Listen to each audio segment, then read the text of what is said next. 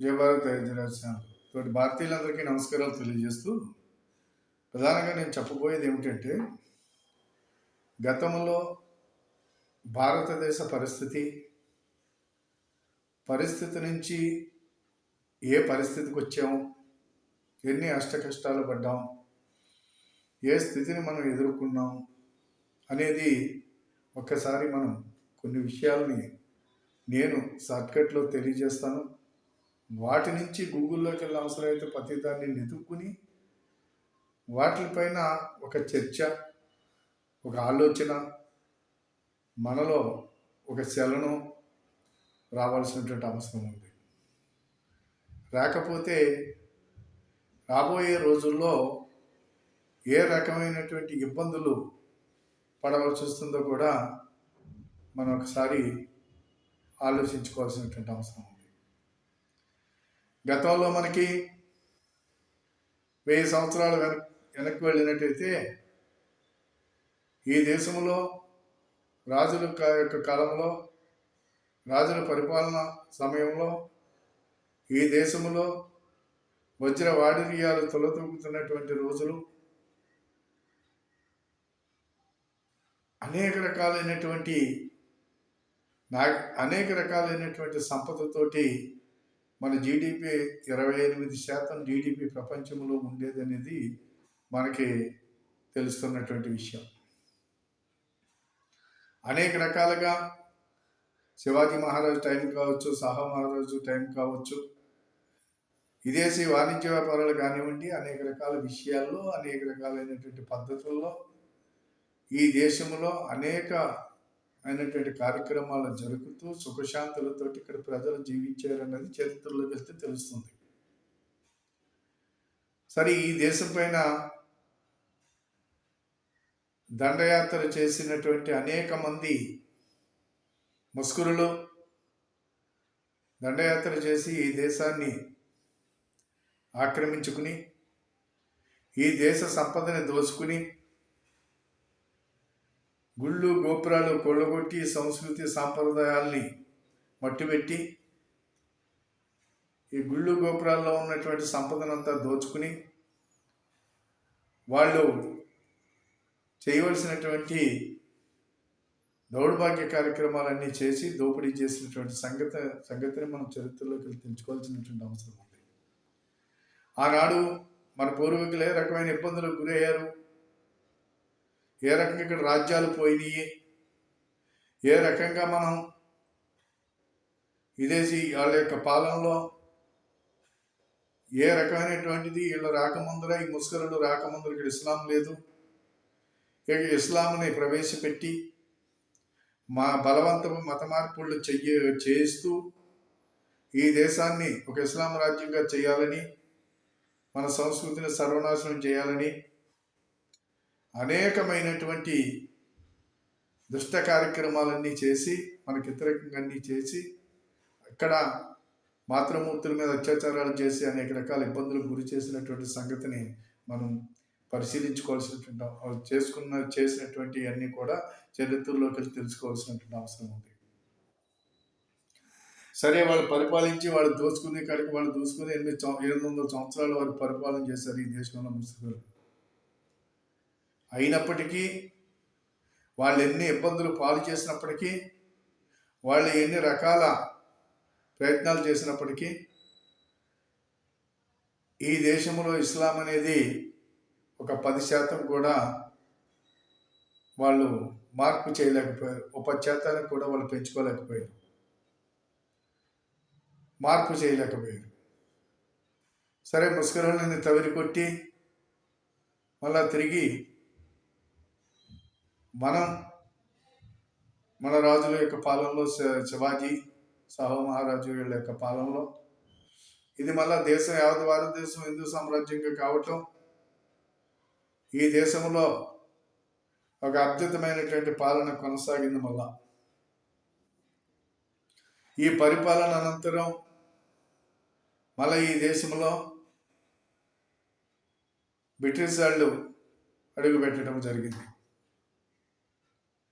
ఈ బ్రిటిష్ వాళ్ళు వచ్చిన తర్వాత అవసరం లాస్ట్లో ఎప్పుడో వీళ్ళు ఈ దేశంలో ప్రవేశించటం, వ్యాపారం చేసుకుని బతుకుతాం మీ దేశంలోకి వచ్చని చెప్పేసి వాళ్ళు ఈ దేశంలో ప్రవేశించటం, ఈ దేశంలో ప్రవేశించి వ్యాపారాల నిమిత్తంగా ఇక్కడికి వచ్చి ఇక్కడ ఉన్నటువంటి రాజుల యొక్క మంచితనాన్ని అసరాగా తీసుకుని మేమేదో వ్యాపారం చేసుకుని గొడారాలు వేసుకుని బతుకుతాం అని చెప్పి ప్రవేశించినటువంటి దరిద్రులు, ఈ మోసగాళ్ళు, ఈ దేశాన్ని మేము కొంత భూభాగాన్ని ఇవ్వండి, గొడవలు కట్టుకుంటాం, గొడవలు కట్టుకుని ఇక్కడ మేము ఈ సరుకు డబ్బు చేసుకుని ఇక్కడి నుంచి మళ్ళీ మేము మా దేశానికి అక్కడి నుంచి ఇక్కడికి మేము చేసుకోవటానికి అవకాశం ఉంటుందని చెప్పి గొడవలు ఏర్పాటు చేసుకోవటం, ఆ గొడవల కాపలాకని చెప్పి వాళ్ళ మనుషుల్ని తీసుకొచ్చి ఇక్కడ పెట్టడం, అందులోకి ఆయుధ సామాగ్రిని దిగుమతులు చేసుకుని రకరకాలైనటువంటి ప్రయత్నాలన్నీ చేసి వాళ్ళకి కావాల్సినటువంటిదంతా కూడా ఇక్కడ ఏర్పాటు చేసుకుని ఈ దేశం మీద ఒక రాజుకి తంపిలు పెట్టి వీళ్ళ మధ్య కక్షలు పెంచి ఈ రాజ్యాలని కొల్లగొట్టి వీళ్ళు సన్నంగా ఈ దేశాన్ని ఆక్యుపై చేసుకున్నారు, కబ్జా చేశారు.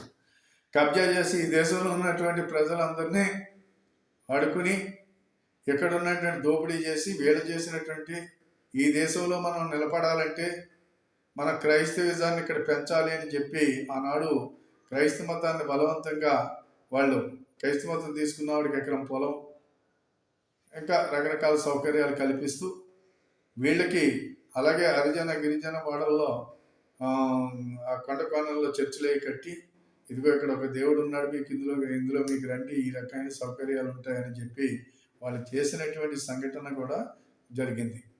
అయితే ఆనాడు ఏదైతే ఇక్కడ హిందూ సమాజంలో ఉన్నటువంటి అనైక్యత ఏదైతే ఉన్నదో ఈ యొక్క హరిజన గిరిజనులు అనే వాళ్ళని దేవాలయాల్లోకి రాకుండా వాళ్ళని మామూలుగా చేశారని దాన్ని అసరాగా చేసుకుని వీళ్ళు మత మార్పిడి చేశారనేది కొంత వాస్తవం అని చెప్పేసి గమనిస్తాం అనేది కూడా తెలుస్తుంది. ఏ రకంగా అయితే వాళ్ళని అసరాగా తీసుకుని సమాజాన్ని చీల్చటం చెందటం అనేది జరిగింది, ఈ సమాజాన్ని వేర్పాటువాదంగా తయారు చేయటం జరిగింది. ఆ రకంగా ఇక్కడ వాళ్ళు 200 సంవత్సరాల పరిపాలన చేసినప్పటికీ చేసి ఈ యొక్క క్రైస్తవ మొత్తం ఇక్కడ ఉన్నట్టు సంపదనంతా దోసుకుని మన వాళ్ళు పోరాటానికి దిగిన తర్వాత 90 సంవత్సరాలు పోరాడితేనే కానీ ఈ యొక్క స్వతంత్రం మనకి రాలేదు.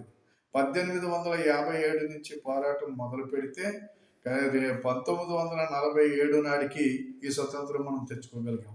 అనేక మంది లక్షలాది మంది 4,50,000 మంది మరణించారనేది ప్రభుత్వ యొక్క లెక్కలు, కానీ అది కాదు, ఇంకా ఎక్కువ మంది మరణించారు. ఆనాడు ఉన్నటువంటి జనాభా మనకి 30 కోట్ల జనాభా భారతదేశంలో. సరే, ఏదైతే మొత్తం మీద అంతా చేసి మన వాళ్ళు స్వతంత్ర పోరాటం చేసి వాళ్ళ మీద మనం సాగించుకోవటం అనేది జరిగింది. ఈ సాధించటంలో స్వతంత్రాన్ని సంపాదించటంలో స్వతంత్ర భారతదేశానికి బ్రిటిష్ వాడి ఇక్కడి నుంచి వెళ్ళిపోవటానికి గల కారణం ఏంటంటే ఆజాద్ హింద్ ఫౌజ్ నేతాజీ సుభాష్ స్థాపించి నేతాజీ సుభాష్ చంద్రబోసు ఈ దేశానికి స్వతంత్రం 1944లోనే ఈ దేశానికి స్వతంత్రం వచ్చింది. 45లోనో 46 స్వతంత్రం వచ్చింది.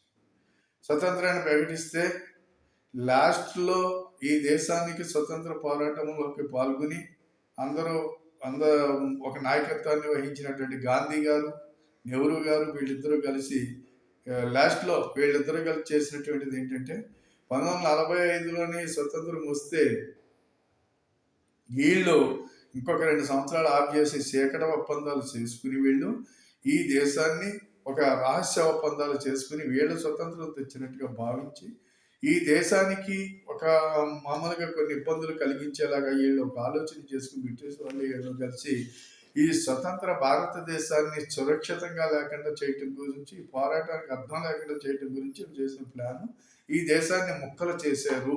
వాళ్ళు కలిసి ఈ దేశాన్ని ముక్కలు చేయటం అనేది జరిగింది. అది అక్కడ జరిగితే ఏదైతే మామూలుగా 1947 ఆగస్టు 15న వచ్చినటువంటి స్వతంత్రం ఏదైతే ఉన్నదో ఈ స్వతంత్రానికి వీళ్ళు ముస్లింలు ప్రత్యేక దేశం కావాలి, మాకు మత ప్రాతిపదికన దేశం కావాలని చెప్పి ఎడగొట్టుకోవడం జరిగింది. దానికి వీళ్ళు తోటూపి ఈ దేశాన్ని ముక్కలు చేయడం జరిగింది. సరే ముక్కలు చేసిన తర్వాత ఇక్కడ ఉన్నటువంటి ముస్లింలందరూ మత ప్రాతిపదికన తీసుకున్నారంటే అక్కడికి వెళ్ళిపోవాలి. కానీ వీళ్ళందరినీ అక్కడికి వెళ్ళనివ్వకుండా ఇక్కడ ఆఫ్ చేసి ఈ దేశంలో ఒక దీర్ఘకాలిక శిక్ష ఉండాలనే ఉద్దేశంతో ఇద్దరు చేసినటువంటి దౌర్భాగ్య కార్యక్రమం ఏంటంటే ముస్లింలు ఇక్కడ ఉండమంటాం, అక్కడ ఉన్నటువంటి హిందువుల్ని గాలికి వదిలేసి అక్కడ ఉన్నటువంటి హిందువుల్ని పోనీ వాళ్ళు ఏమన్నా మనం వీళ్ళని ప్రేమగా చూసినట్టు వాళ్ళు ఏమన్నా ప్రేమగా చూశారు అక్కడ? ఏ రకంగానే లేదు. అక్కడ ఉన్నటువంటి హిందువుల్ని ఓసకోత కోసి చంపేసి అత్యాచారాలు చేసి ట్రైన్లో శవాలను వేసి పంపితే కనీసం దాన్ని పట్టించుకున్నటువంటి నాదుడు లేడు హిందువుల్ని. ఆ రకంగా వీళ్ళిద్దరూ కూడా పట్టించుకున్నటువంటి నాదుడు లేడు. కనీసం అక్కడి నుంచి వలస వచ్చిన వాళ్ళు ఢిల్లీలో మసీదుల్లోని అట్లలోని తలదాచుకుంటే అక్కడ కూడా మామూలుగా వీళ్ళని బయటికి వెళ్ళిపోవాలని గాంధీ మసీదులు ఖాళీ చేయకపోతే నేను నిరాహారదీక్ష చేస్తానని నిరాహారదీక్షలో కూర్చున్నటువంటి గనుడు గాంధీ. ఇటువంటి దుర్మార్గులు ఇద్దరు కలిసి ఆడినటువంటి నాటకంలో హిందువులు బలిపశువులు అయిపోయారు. హిందువులు అనేక మంది మామూలుగా వాళ్ళ సర్వ ఆస్తులు అంతస్తులు అన్ని వదులుకుని అత్యాచారాలకు గురయ్యి అందరూ కూడా అనేక మంది శవాలుగా మారినటువంటి ఒకటి రెండు కాదు కదా, లక్షలాది మంది శవాలుగా మారినటువంటి సంఘటన నిజంగా ఒకసారి మీరు గూగుల్లోకి వెళ్తే తెలుసుకుంటే తెలుస్తుంది. మరి దీన్ని ఒకసారి గుర్తు చేసుకోకపోతే రాబోయే ప్రమాదాన్ని ఏ రకంగా మీరు అంచనా వేయగలం మనం? అంత కాబట్టి ఒకసారి ఆలోచించండి. ఇది జరిగింది అంటే ఇక్కడ దాకా ఇది ఒక వీడియో. ఈ వీడియో తర్వాత నేను మళ్ళీ ఇంకొక వీడియో అక్కడి నుంచి వీళ్ళు ఏం చేశారనేది నేను తీసుకొస్తాను. అంతే కాబట్టి ఈ యొక్క వీడియో ఖచ్చితంగా నేను 5వ 6వ వీడియోలు వస్తాయి వరుసగానే. దయచేసి చూడండి, ఒకసారి పరిశీలించండి. మన పరిస్థితులు ఏంటనేది ఇప్పుడు జరిగే పరిస్థితులు కూడా ఏ రకమైనటువంటి ఇక్కడ ఏ రకమైనటువంటి ఒక విధ్వంసాన్ని ఏర్పాటు చేసి ఉంచారు వీళ్ళు అనేది, ఏ రకమైనటువంటి స్థితిని వీళ్ళు ఏర్పాటు చేశారనేది ఇక్కడి నుంచి తెలుసుకోబోతున్నాం. కాబట్టి మిత్రులారా దయచేసి ఈ వీడియోని 10 మందికి షేర్ చేయండి, సబ్స్క్రైబ్ చేయమని కోరుతూ తర్వాత వీడియోలు కూడా మీరు చూసుకుంటూ వెళ్ళాలని చెప్పేసి కోరుతూ చాలా తీసుకున్నాం. జై భారత్, జై హింద్.